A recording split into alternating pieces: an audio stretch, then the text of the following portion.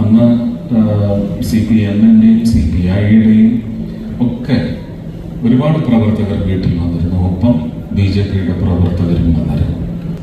എൻ്റെ അവകാശങ്ങളിൽപ്പെട്ട സ്വാതന്ത്ര്യം നേടിത്തന്ന മഹാത്മജി കാണാതെ എന്നെ കണ്ട,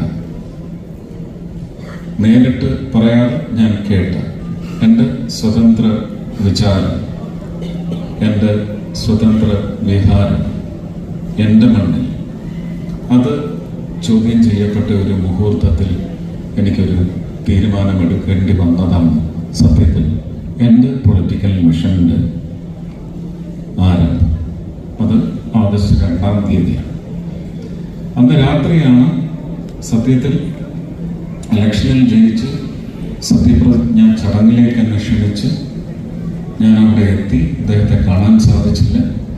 അതിനുശേഷം അദ്ദേഹത്തിൻ്റെ മിസറീസിനെ വിട്ട് എന്താണ് അടുത്ത നീക്കം എന്നുള്ളത് ചോദിച്ചപ്പോഴൊക്കെ I will be far away from politics, I have no political intent എന്ന് മാത്രമാണ് അദ്ദേഹത്തോട് അന്ന് പറഞ്ഞുകൊണ്ടേയിരുന്നത്. പക്ഷേ ഈ അത്യാഹിതം എന്ന് പറയുന്നത് ഒരു ദുരന്തം വിതയ്ക്കലായിട്ട് എൻ്റെ പടിവാതിക്കലെത്തിയപ്പോൾ എനിക്ക് അന്ന് തീരുമാനിക്കേണ്ടി വന്നു.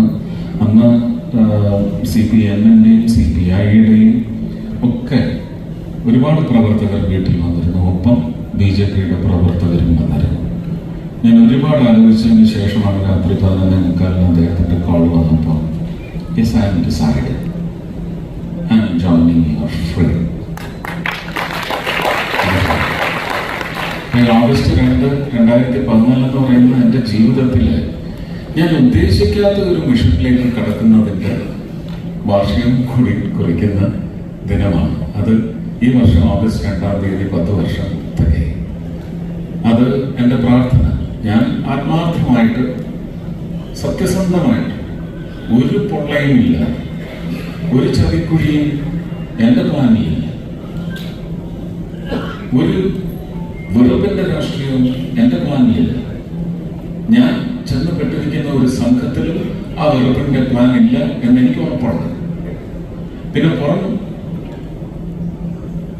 പ്രദേശങ്ങളിൽ ഒരുപക്ഷെ ഈ നാടിന് വിറ്റ് തിന്ന് തൊലപ്പിക്കണം എന്നാഗ്രഹിച്ച് നിങ്ങൾ രാഷ്ട്രീയ പ്രവർത്തകരായിട്ടും നിങ്ങൾ തെരഞ്ഞെടുത്ത ജനപ്രതിനിധികളായിട്ടും വന്ന വിഘടനവാദികൾ, അവരിൽ നിന്ന് ഈ രാജ്യത്തെ മോചിപ്പിക്കുക എന്നുള്ളതാണ് ആദ്യത്തെ ഒരു ഉത്തമ ഇന്ത്യൻ പൗരന്റെ ബോധ്യം വേണ്ടത്.